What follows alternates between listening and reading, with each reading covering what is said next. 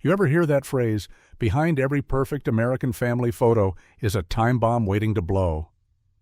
Well, that was me, standing there in matching Christmas sweaters, smiling like a fool, while my wife Emily leaned against me, and my younger brother Jake stood proudly at my side. You'd look at that picture and think we were the kind of family you'd see in a Target ad. Grilled burgers on the 4th of July, Sunday church service, college football blasting from the TV, neighbors waving as we mow the lawn. The very definition of family values. Except, of course, for the small detail that the so-called love of my life and my own flesh and blood were texting each other behind my back like they were auditioning for the next season of Toxic Love, America's Most Dysfunctional Couples. I didn't know it at the time, though. Back then, I was still drinking the Kool-Aid, believing my marriage was the sacred oak tree that no storm could shake. Emily was the suburban dream. Smart, funny, always volunteering for PTA meetings she hated, sipping white wine at 5 like clockwork, and keeping her Instagram curated with inspirational quotes about love and marriage that now read like parody captions written by the devil himself. And Jake, my brother, my wingman since we were kids, was the golden boy of the family. Football scholarship, good looks, that smug grin every girl in town seemed to fall for. Sure, he'd had a history of dating disasters, but hey, who doesn't, in America? It's practically a rite of passage to survive at least one toxic relationship before you can even rent an apartment. But somewhere between family barbecues and Thanksgiving turkey, I started noticing things. Little things. Emily's phone never left her side, like it was a newborn she couldn't let out of her arms. She'd smile at her screen late at night, and when I'd ask, she'd say it was just Pinterest recipes. I didn't question it at first. After all, isn't that what a good husband is supposed to do? Trust his wife, keep the peace, avoid turning into that paranoid sitcom husband who hides behind the curtains with binoculars? But something gnawed at me. Call it instinct, call it divine punishment, call it the ghosts of every betrayed husband in America whispering in my ear. But I knew something wasn't right. The irony was so thick you could spread it on toast. I always thought if my marriage ended, it'd be because of some random coworker, a gym trainer affair like the kind you hear on Reddit revenge threads. But never in my darkest conspiratorial fantasies did I imagine it'd be Jake, the same brother who once swore on a 6-pack of Bud Light that he'd always have my back. We shared bunk beds as kids, for God's sake. We fought over the TV remote, we snuck out to parties, we even covered for each other when Dad asked who crashed the family car. That kind of bond is supposed to be unbreakable. Family is family, or so I thought. One night, Emily left her phone on the counter. Rookie mistake. It lit up with a message, and my curiosity, that poisonous little snake, pushed me over the edge. I didn't even mean to look. But when you see your brother's name flash across your wife's phone after midnight, you're either going to ignore it and live in denial, or you're going to peek and risk detonating the nuclear bomb hiding in your house.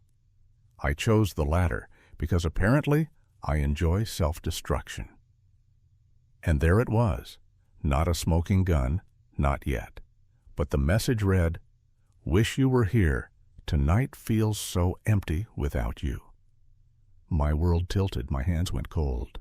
I could have sworn I was starring in some B-rated American conspiracy thriller where the government plants betrayal in your own family just to see how long you last before losing your mind. I didn't confront her that night. Nope. Instead, I smiled, kissed her goodnight, and went to bed pretending everything was fine. Because the thing about betrayal is that when it comes from your own blood, it's not just cheating. It's infidelity wrapped in treason, seasoned with toxic love, and served on the dinner table of your family legacy. I lay awake, staring at the ceiling fan, my mind spinning faster than its blades, thinking, is this real? Is my wife really sneaking around with my brother, or am I just the world's most gullible idiot? The American dream, they say, is built on family. But let me tell you, when family becomes the knife in your back, the dream doesn't just die, it mocks you.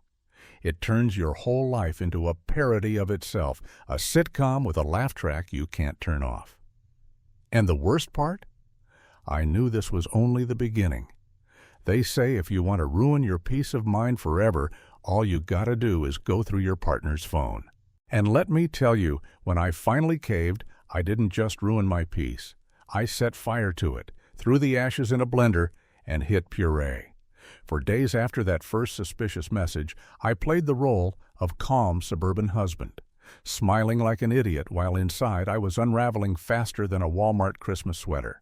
I didn't lash out. I didn't accuse. I didn't flip the table like I was auditioning for a reality TV meltdown. No, I went full CIA mode, because when it's betrayal mixed with infidelity, mixed with family drama, you don't just need answers, you need evidence. So I started watching her. Not in a creepy binoculars from the bushes way, but in that passive-aggressive American husband way where you pretend to scroll through ESPN on your phone while your real attention is locked on her every move. Emily had tells, little giveaways that only a paranoid man on the edge of collapse would notice. The way she tilted her phone screen away from me. The way she'd giggle at texts she never explained. The way she suddenly had an interest in running errands at odd hours, like 9:30 p.m., trips to Walgreens because we needed toothpaste. Lady, we already had 3 tubes. You're not fooling anybody. And Jake, my brother, he started acting weird too. When you've known someone since childhood, you pick up on changes. His eyes darted more. He stuttered when I asked him innocent questions, like I was the FBI and he had state secrets. He even started avoiding Sunday family dinners, which in our household was basically a felony. My mom asked me, "Is Jake okay? He seems distant."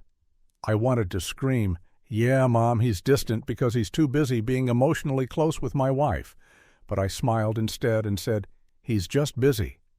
Because that's what betrayal does. It robs you of your voice. Finally, the breaking point came on a random Tuesday night. Emily was in the shower, and her phone buzzed on the nightstand. I swear the universe slowed down, like in those Hollywood movies where the hero sees the bomb timer ticking down. I grabbed the phone. No hesitation this time. If I was going down, I was going down swinging. And what I saw confirmed every paranoid nightmare I'd been replaying in my head. The texts weren't just friendly. They were full-on, no room for doubt, emotional cheating with a side of probably more than emotional. Messages like, "Last night was amazing. I can't stop thinking about it. You make me feel alive in a way he never does. Promise me we'll find more time soon." And then the nuclear bomb of betrayal. It's hard keeping this from him, but he'll never know. I froze.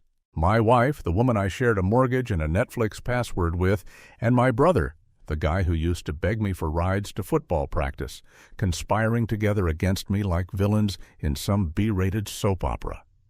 Except this wasn't a soap opera. This was my life, my family, my trust, turned into their little secret project. I sat there, holding the phone, listening to the shower run, thinking about all the years I spent believing in loyalty, in love, in family. And suddenly, it all felt like a scam, like I'd bought into the greatest American Ponzi scheme of them all. Marriage. They tell you it's about trust, commitment, forever. But the fine print says, warning, may include infidelity, betrayal, toxic love triangles, and the potential for your brother to turn into your biggest enemy. And yet, I stayed calm. That was the part that surprised me. I didn't throw the phone. I didn't burst into the bathroom screaming accusations. I didn't even cry. I just sat there, eerily composed, like a man who had just seen the blueprint of the universe and realized it was one giant joke. I felt betrayed in a way I could never forget, sure, but I also felt a strange power in my calmness. Because rage is easy. Revenge requires patience. That night I lay in bed beside her, pretending to sleep, while she texted under the covers. my brother's name glowing on the screen like some demonic nightlight. I thought about every American cliché about family values, every Hallmark commercial about togetherness, every Thanksgiving dinner where we toasted to family first. What a parody! What a scam! My own wife and my own brother had turned my life into a conspiracy theory so absurd not even Reddit would believe it if I posted it there. And as the hours dragged on, I made a vow. Not the kind of vow you make at the altar, not the "till death do us part" nonsense Emily had already thrown in the trash. No, this was darker. This was colder. I promised myself that when the time came, I wouldn't explode. I wouldn't scream. I wouldn't beg. I would plan. I would plot. I would deliver the kind of revenge that wouldn't just end their toxic love affair. It would burn it into their memories forever. Because betrayal deserves nothing less. When people imagine a cheating confrontation, they think of screaming matches, thrown wine glasses, maybe even a Jerry Springer-style fistfight. But me? No. I decided if I was going to expose the toxic love fest between my wife and my brother, I was going to do it with class. Well, my version of class, which basically meant treating it like a carefully staged reality show where I was both the producer and the star. Revenge wasn't just going to be about catching them red-handed.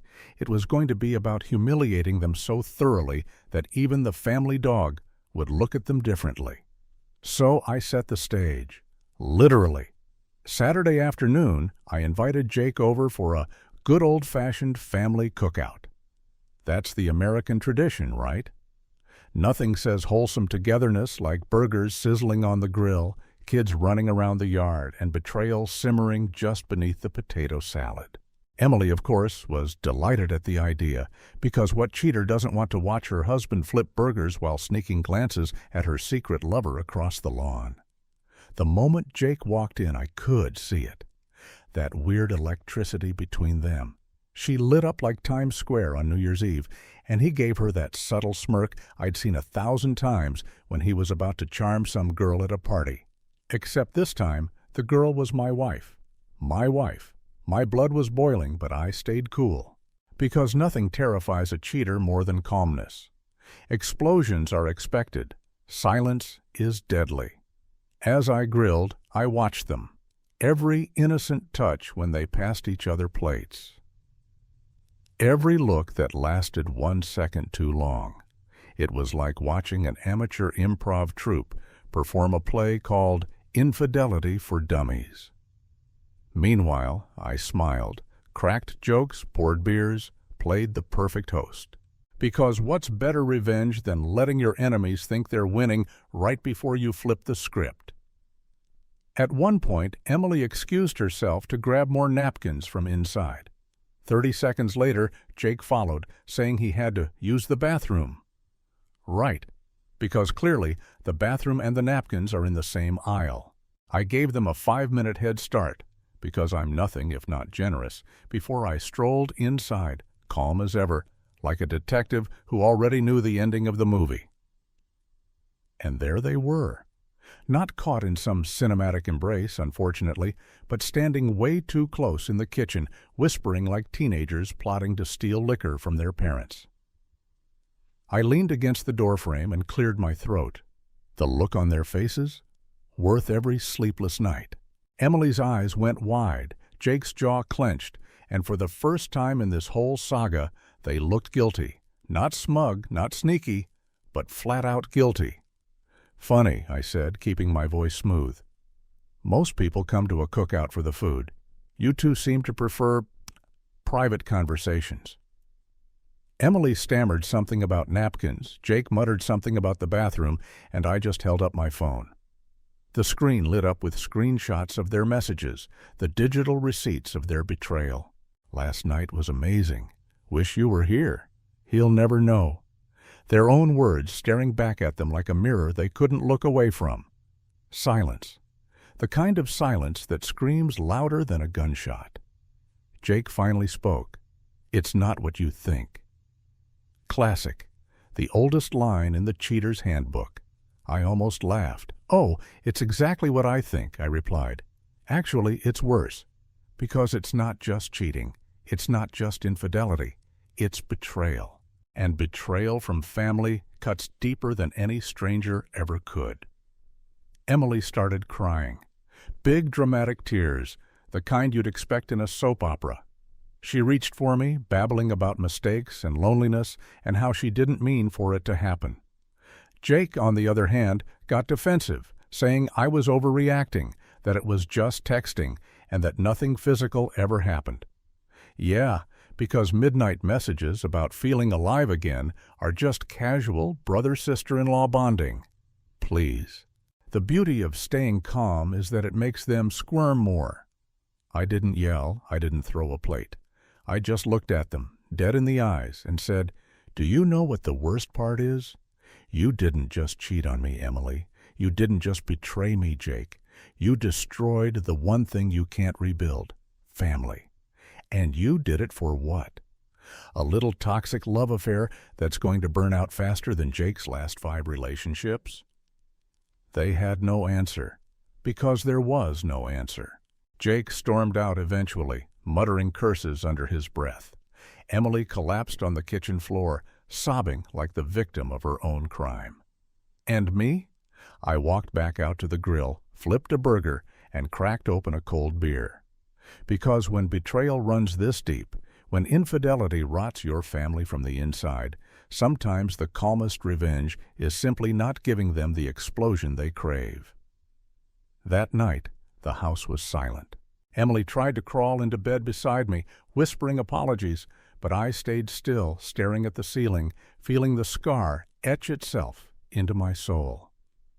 Because forgiveness? That was off the table. This wasn't just marriage trouble. This was blood-deep betrayal. And that, my friends, is unforgettable. You'd think that after catching my wife texting my brother behind my back, exposing them in my own kitchen, like the season finale of a trashy American reality show, the next steps would be clear. Divorce papers, screaming fights.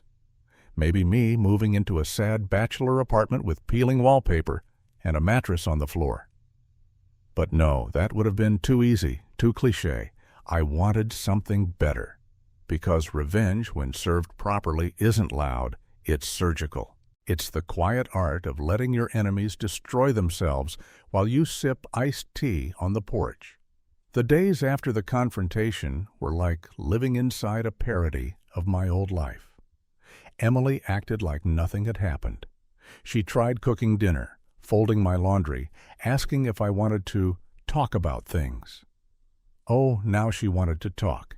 After turning my marriage into a toxic love triangle that could have been written by Shakespeare if Shakespeare had been sponsored by Bud Light. Jake, on the other hand, vanished. No calls, no texts, no Sunday visits to Mom and Dad's.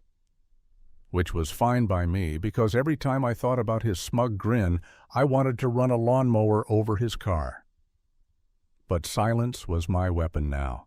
I didn't scream, didn't throw her out, didn't file for divorce immediately. I let her stew in it. And the funny thing about cheaters, they hate silence more than anger. Anger they can fight, manipulate, cry over. Silence? Silence is a mirror they can't escape. Of course, I wasn't just sitting around twiddling my thumbs. No, I was preparing the long game. And in America, nothing hits harder than reputation. Forget physical revenge. That fades. But destroy someone's image in front of their family, their friends, their church group, their little Instagram followers who believed in their fake inspirational quotes. That's eternal. So I leaked it. Not in some dramatic TMZ way, but casually, strategically. At Sunday dinner, when my mom asked where Jake had been, I looked at her with the calmness of a man holding a nuclear launch code and said, "Ask him, or maybe ask Emily." Forks clattered. Silence. Emily's face drained of color. Mom's jaw dropped like she'd just seen Jesus himself descend at the dinner table. Dad nearly choked on his roast beef. I didn't even have to explain. The seed was planted, and it grew faster than gossip at a church potluck. Within a week, everyone knew. The cousins, the neighbors, the people at the grocery store who suddenly stopped smiling at Emily. Jake tried to deny it, of course, but you can't exactly argue your way out of screenshots. Emily cried about privacy and forgiveness, which was rich coming from the woman who texted my brother, "Last night was amazing." Forgiveness was no longer on the menu. And the best part? I didn't lift a finger after that. They imploded on their own. Jake lost the respect of the entire family. He was no longer the golden boy, just the guy who couldn't keep his hands off his brother's wife. Emily? She became the local cautionary tale, the kind of story moms tell their daughters when they warn them about toxic love and infidelity. Don't be like her, sweetheart. Look what she did to her family. Did it fix the betrayal? No. Betrayal doesn't get fixed. It festers. It scars. But revenge, oh, revenge made it bearable. Revenge turned me from the victim into the narrator of my own story. And nothing terrifies cheaters more than realizing you're the one writing the ending. Eventually, Emily moved out. Jake stopped coming around entirely. I filed the divorce papers, calm as ever, like I was signing up for a new gym membership. My mom asked if I was okay, if I'd ever forgive them. I told her, "You can forgive many things in life, but betrayal that comes from your own blood, that's a scar you never stop feeling." And I meant it. Now, when I sit on my porch on summer evenings watching neighbors laugh with their kids, flipping through their phones, I wonder how many of them are living inside their own little betrayals, their own toxic sitcoms, their own parody of the American dream. Because if there's one thing I've learned, it's that cheating isn't rare. Infidelity isn't shocking.